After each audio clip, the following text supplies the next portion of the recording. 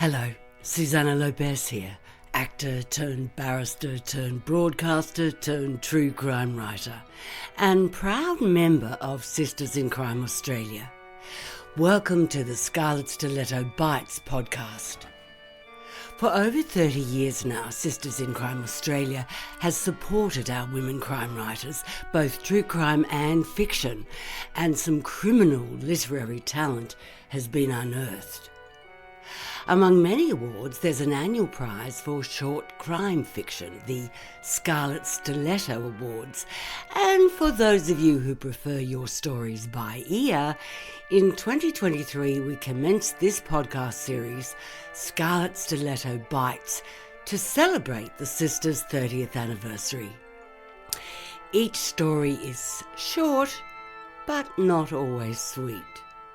Expect twisted tales, quirky humour, and a frisson of feminism. Please support us by following, sharing, reviewing, and generally spreading the word. We have no paywall. Melbourne was, for a time, the gangland capital of Australia.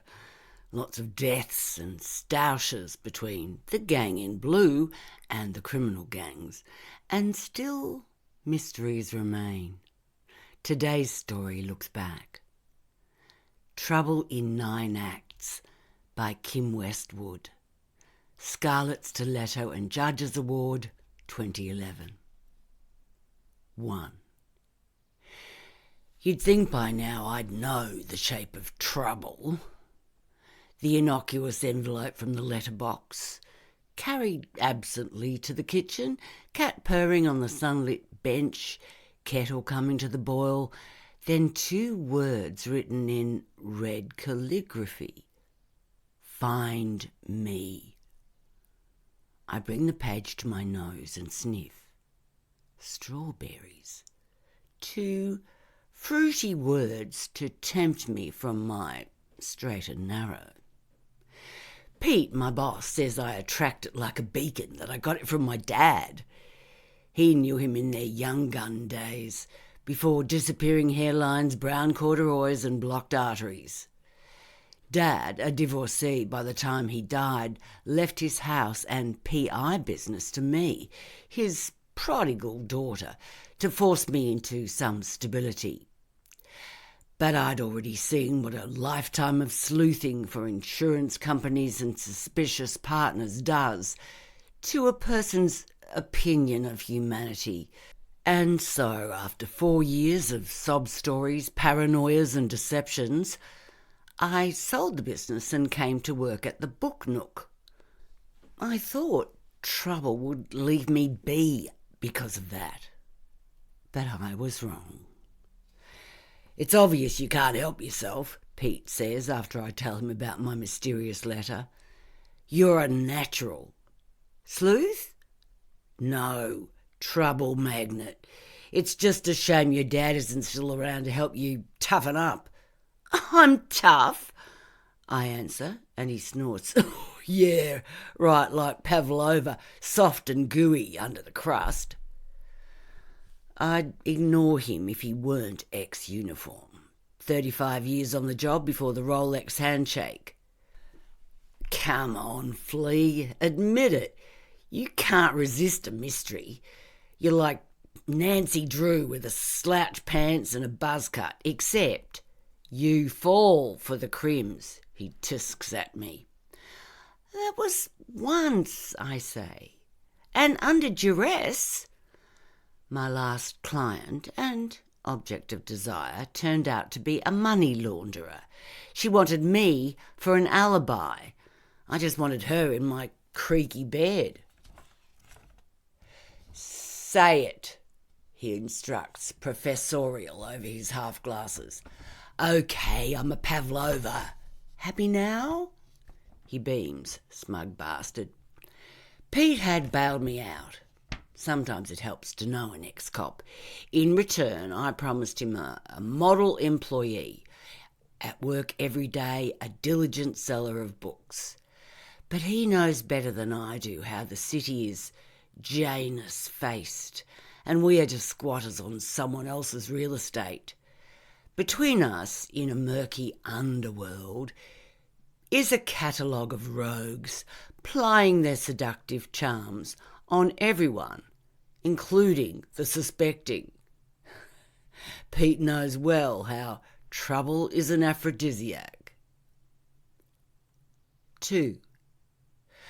The Book Nook is more an enthusiast's haunt than a tourist shop. The shop front is devoid of signage, but for a faded number on the glass door and the words Gaudry and Son Haberdashers shadowing the brick. Its narrow, cluttered spaces are not user-friendly. The lighting's so dim that customers need to bring night vision binoculars to see the titles. Books pile on books in dusty shelves, the overflow formed into tilting stalagmites on the floor. Stock-taking is a running joke, Pete's system being neither alphabetical nor by type, but is based on where he put the book when he first got it.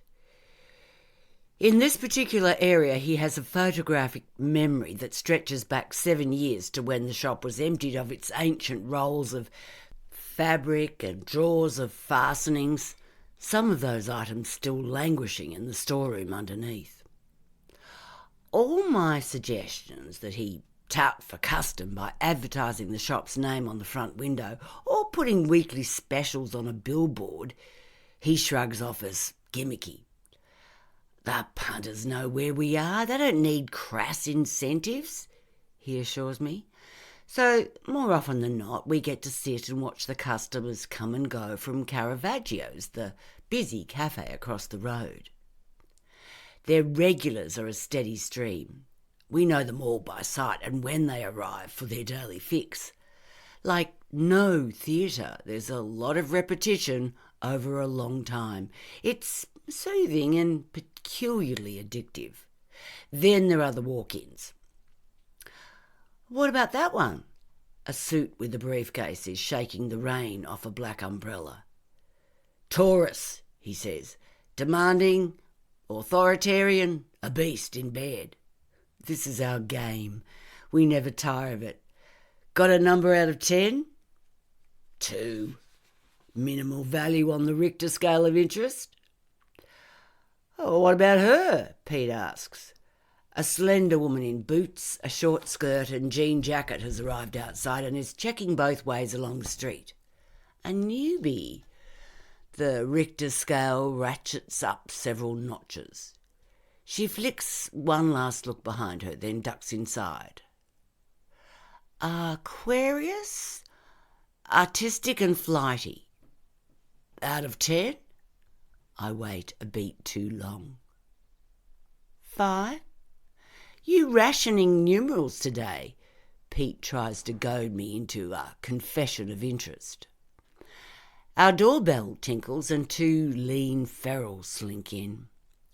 Lissa and Paul have turned up for replacement batteries for their booklight. How's it all going? I inquire, handing over the AAAs. Got another place. Lissa chews on her bleached end of hair as she speaks, her words swallowed before they leave her mouth. It's nicer. Paul pockets the batteries. It would want to be. The previous one was a dump, literally. Oh, what did you think of the last book? Paul screws up his face, remembering. I liked it till the city got saved by angels. That was a bit rich, I agree. Pete has disappeared between the shelves. He comes back, slim volume in hand. Try this. The guy wakes up as a cockroach. The book goes under Liz's raggedy jumper and they slink out. The light was a present from Pete. He'd found them one night, spooned together under a blanket in his shop entrance. They were reading The Hobbit in the dark. My boss, tight as a fish's arsehole, can still surprise me. 3. It takes me 20 minutes to walk to the shop from my house in East Melbourne. I like to go slow enough to notice things like the woolly wagtails dive-bombing a marauder bird in their territory, or the surprise crocuses in a previously bare front yard. When I arrive, Pete's ferreting through a box of seconds, swapped for the cost of a movie ticket. "Any mysterious new messages?" he inquires. "Nah, I dumped my stuff behind the counter. How about getting us both an engine starter?" He likes his coffee double shot. "Sure." He didn't see who just went into Caravaggio's, but I did. I cross to the pedestrian safety island and wait for a tram to pass. I have no plan, I just want to get up close. I sidle in beside her to place my order. Straight black hair angles to a fringe, ending at the collar. Her right hand rests on the metal counter, 2 fingers minutely drum. I eye a plate of Italian pastries under a glass cloche. I smell short crust and icing sugar and strawberries. She glances at me. Oh my, green eyes. "Lose anything?" my boss asks. For a moment I'm perplexed. Oh, I have his coffee, but forgot mine. Of course, she turns up at Caravaggio's the next day, and the next. After 5 days, I turn to Pete. I think she has hungry ghosts. My turn for someone haunted by their past. "What a surprise," he says. "I suppose it's a waste of time telling you not to get involved."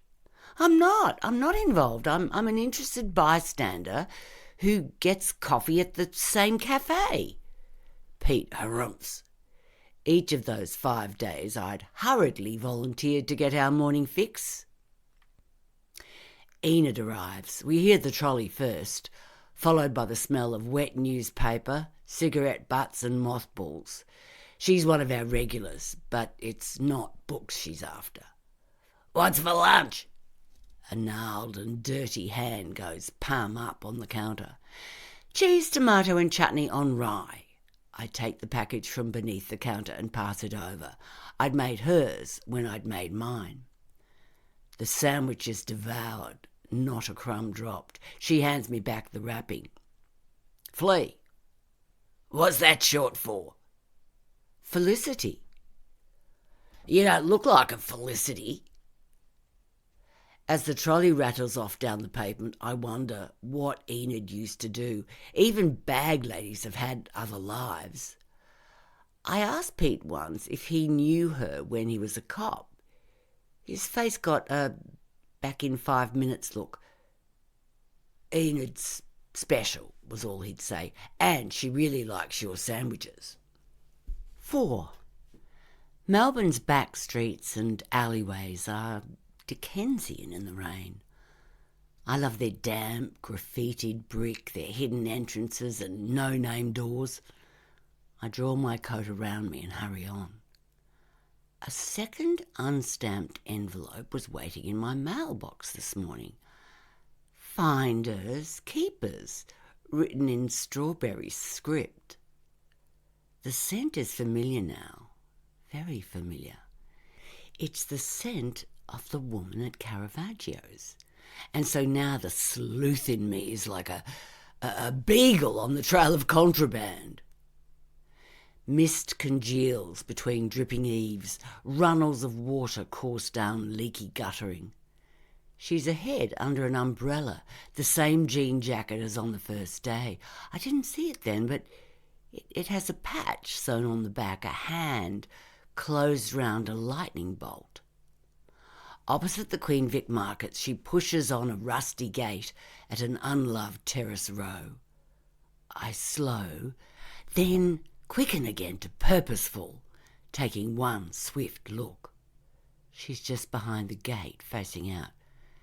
"Are you following me?" I stop, caught. Yes." "Why?" You forgot this." I hold up the soggy bag of pastries she'd left on Caravaggio's counter. "Oh, thanks. That was kind of you."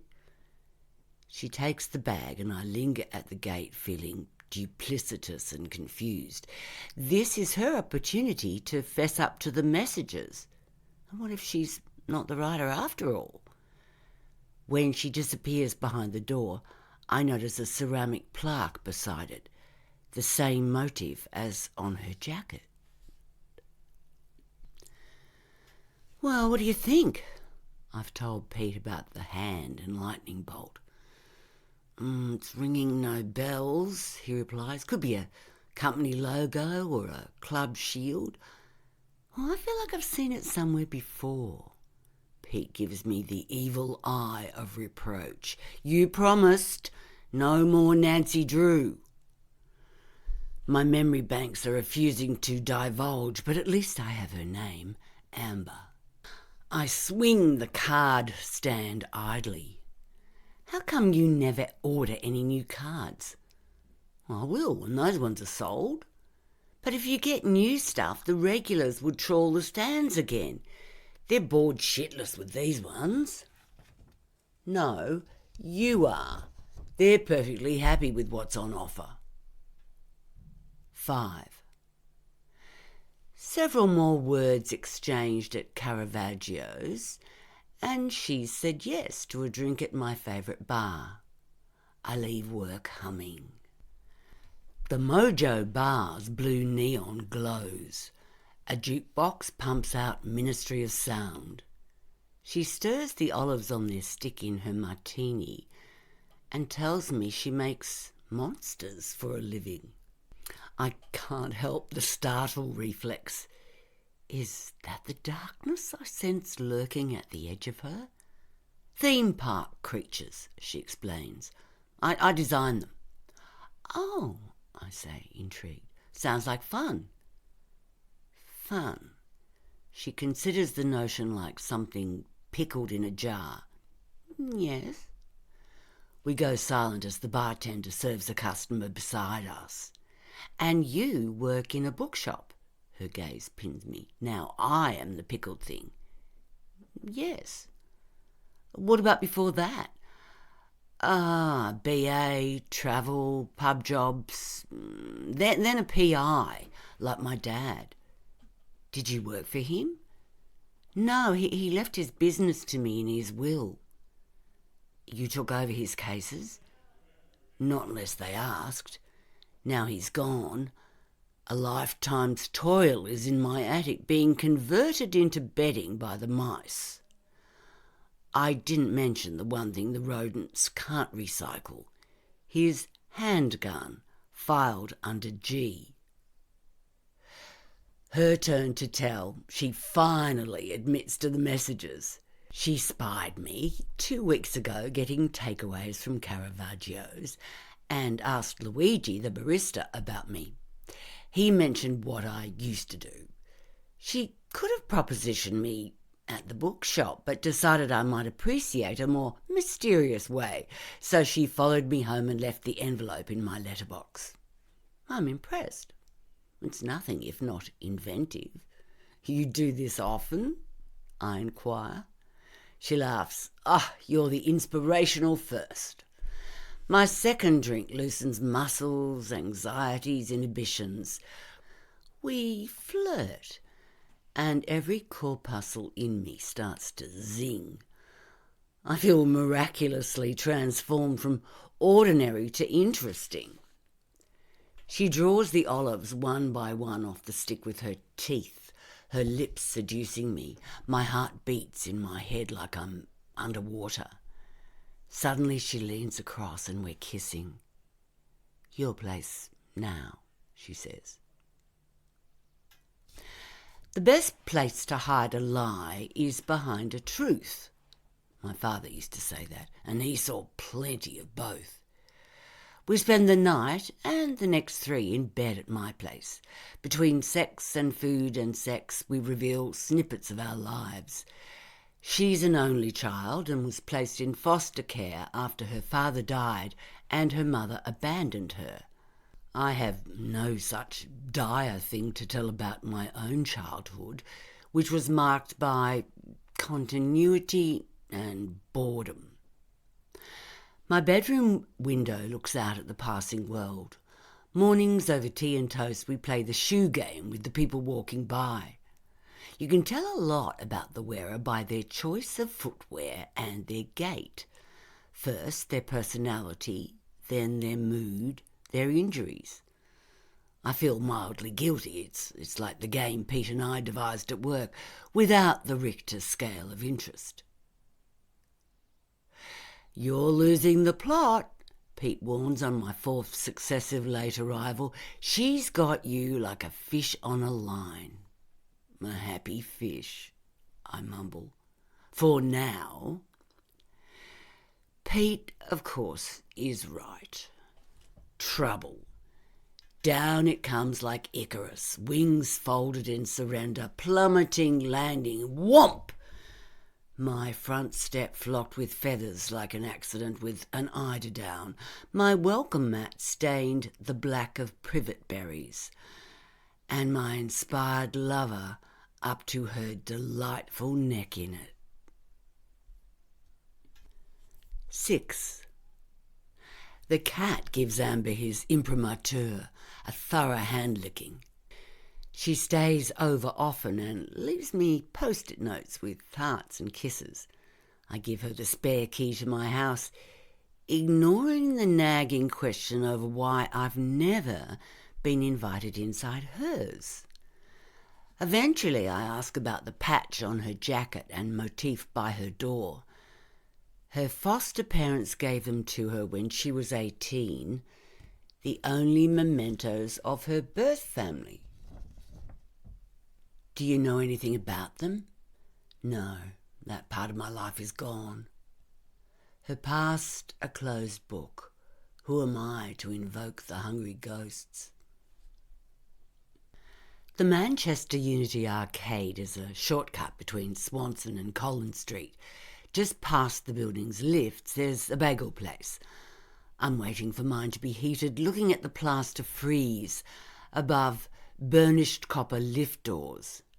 And there it is, a hand clutching a lightning bolt. The hand is attached to the arm of a muscled and valorous labourer. Below him on a pennant are some words in Latin: Vires in fidelitas.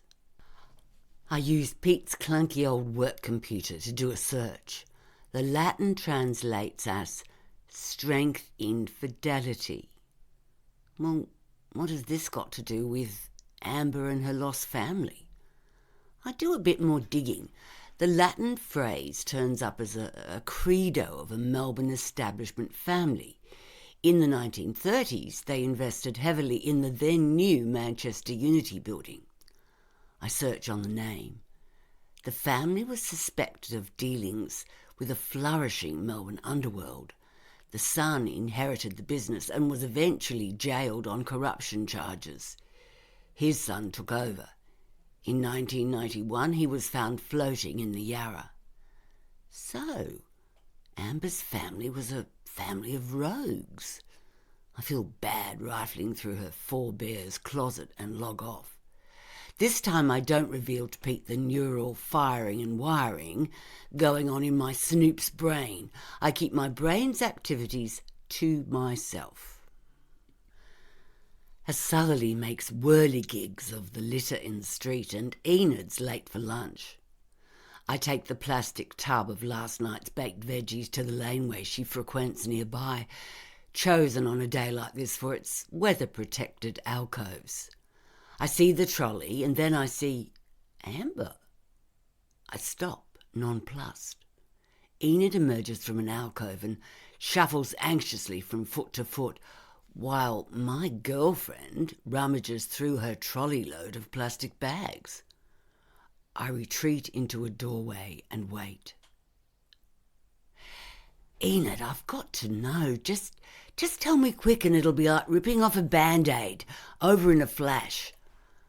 I hand her my bribe and a spoon, and she starts shoveling it in. "Go away," she says, mouthful. "I'm sick of you now." "Enid, please, I saw her with you," she sniffs. "You don't have to know things that are bad for you." The wind gusts along the lane and I shiver. "How's your place holding up?" I ask. "None of your beeswax. What's it to you?" I've seen her shelter. It's a lumpy sleeping bag and blue tarp under the rail viaduct beside the river. Suddenly she pulls up her trouser layers to show me a dark welt on her shin. "See that? Bumped into a wall. Fell over a cat. Got kicked by a horse." Enid has 3 scenarios for everything, none of them the truth. "Some things scab over but never heal." She pokes my sternum with her spoon. "That'll be your problem too, if you don't watch out." "I'll be extra careful, but who is she?" "Bugger off, you and your nosy parkering." "Please," I'm begging, abject. "Tell me who I've fallen for." 2 dirty hands go to her eyes. "My daughter." 7.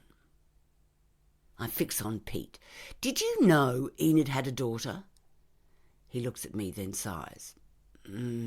She was taken away by child protection." "Why?" "The family court deemed Enid an unfit mother. She got in with the wrong crowd."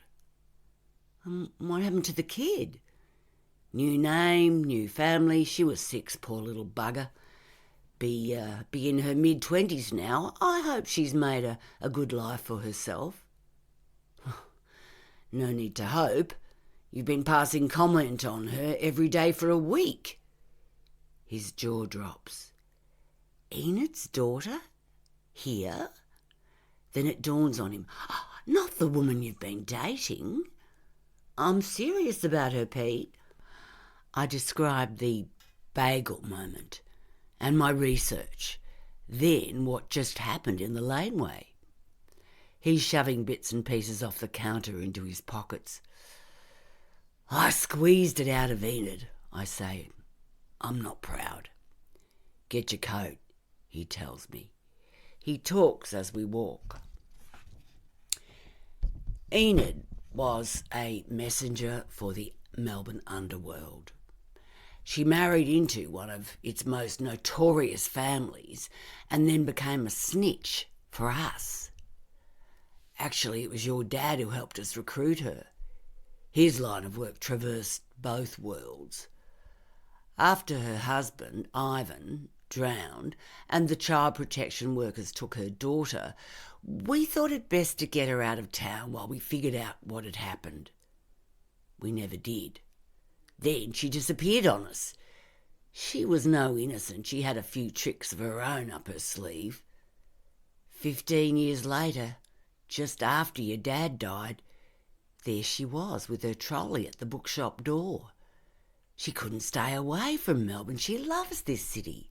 Well, it's been 20 years. What's there to panic over? Enid may seem 2 cards shy of a full hand, but she's lost none of her memory cells, and nor has the wrong crowd. Ivan's younger brother runs the family business now. He'll be after her for what she knows if her daughter unwittingly lets on. How on earth had Amber found her? Mid-stride, I stop. You and Dad helped her. Would Amber remember that? Doubt it. I think back to our first date, her saying she'd scoped me out at Caravaggio's, then of Enid's daily visits to the bookshop, and a bad thought hits. What if I'm the link?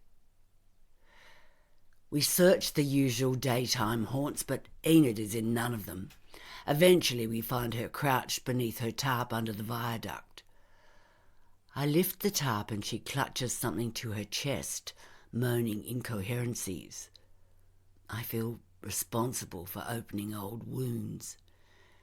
Pete gently retrieves a battered metal locket from her and I pry it open. I expect a memento of her fractured family, but it's a weather-worsted photograph of her and Dad. My boss has gone silent and inscrutable beside me. I hand Enid back the locket, the neurons busily wiring together new scenarios in my head. I say I need to check something at home, and we agree to meet at the bookshop in an hour after he's got Enid to a safer place. 8. I know she's left me before I even get in the door. Her things are gone, her notes to me laid out like blood-speckled hankies on my bed. The new one has 2 parting words: losers, weepers. I lean heavily against the wall. She lied to me. She knew her family history all along. She said her mother abandoned her. I guess she figured out who helped Enid disappear. I climbed the pull-down steps and flicked the switch for the bare bulb. I haven't been up here for years, unlike Amber, whose elaborate seduction was to get into my attic and my father's things. Case files had been removed from boxes and placed in piles, systematically gone through. I think of all the opportunities she's had to search for clues and cringe. She's the real sleuth, not me. Untouched in the corner is a box of my stuff from when I was a kid. I go over. There are plastic toys and de-limbed dolls, crusty paintbrushes. I haul out a large scrapbook, then rifle through the crayon scrawls, and loose pages fall like confetti. More photos of Enid and my father, scribbled love notes, room numbers on hotel memo paper. Oh, my poor mother. In all the years of slow disintegrating marriage, did she ever suspect? I leave some more. A newspaper clipping flutters down, a report on Ivan's drowning, with a brief mention of the passer-by who found him. Dad. I go back to a neatly alphabetized pile of folders and open the one laid across the top. It's a dossier on Pete's investigation into Ivan's family business and his one-cop crusade to bring a scion of the Melbourne underworld to heel. The last, a photocopied sheet, is an urgent request for child protection.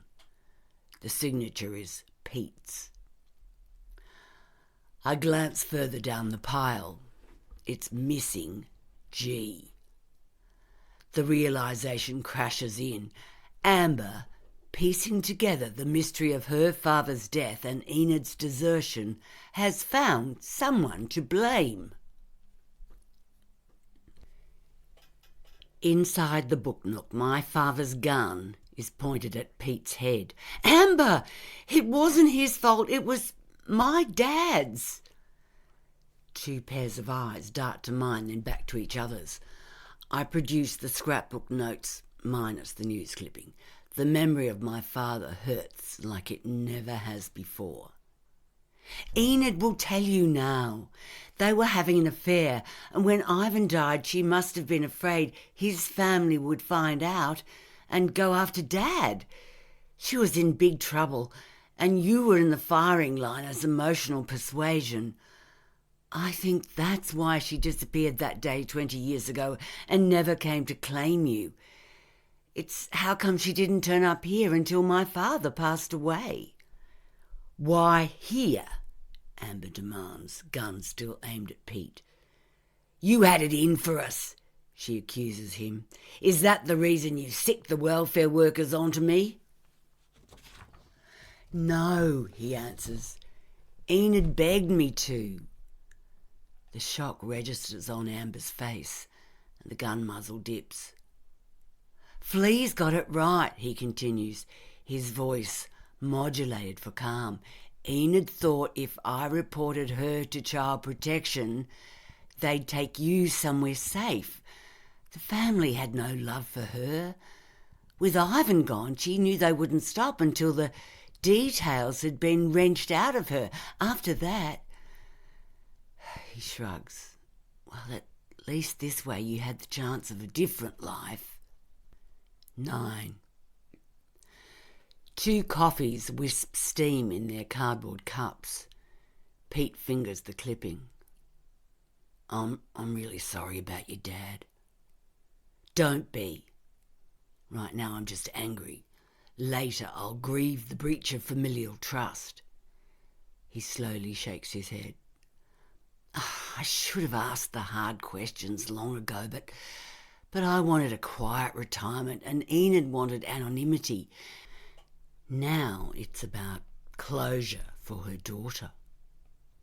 Amber. Gone again. Well, at least she'd left the gun.